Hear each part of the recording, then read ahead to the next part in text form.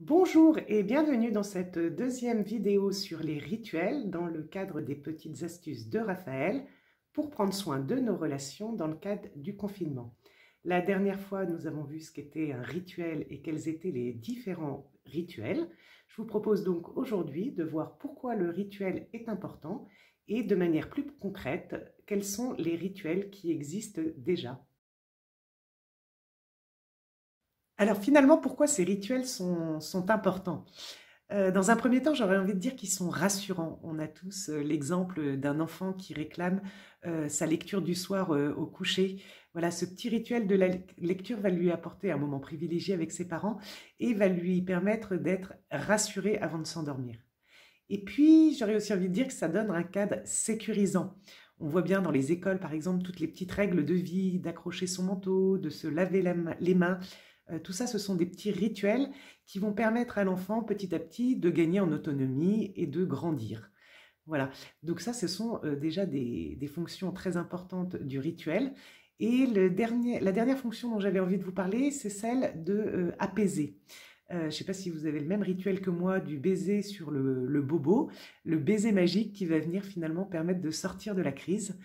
Et donc je me disais, ben, en ce temps de confinement, c'est peut-être important qu'on puisse repérer quels sont ces petits rituels qui nous-mêmes viennent nous apaiser et en profiter sans modération.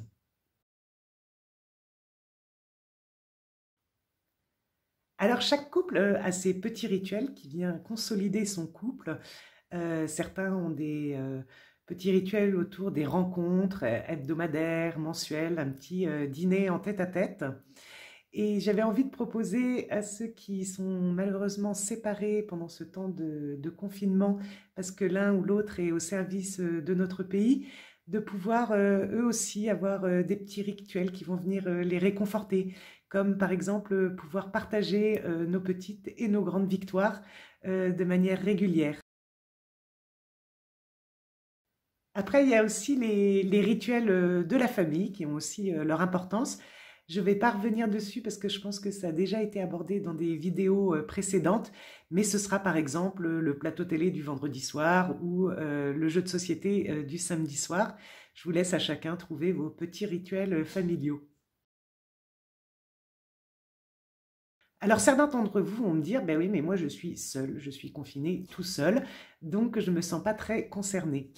Et ben, j'ai envie de vous dire, ben, si, vous êtes aussi concernés et peut-être il faut dire ce besoin aux personnes qui vous entourent et peut-être mettre en place avec certains un rendez-vous téléphonique de manière régulière où vous pourrez peut-être partager les bons moments ou les moins bons de votre journée. En tout cas, ne restez pas seul et faites-vous entourer des personnes qui vous sont chères. Voilà, donc je vais vous laisser chacun réfléchir à quels sont vos rituels qui font sens pour vous, qui respectent vos valeurs familiales, des rituels en tête-à-tête ou des rituels en famille. Et pour ceux qui se disent que rituel peut nous faire tomber dans la routine, j'ai envie de vous dire que le rituel n'empêche pas la spontanéité qui est aussi très importante dans nos familles. Nous aurons peut-être l'occasion d'en reparler par la suite. Bonne soirée à tous. Au revoir.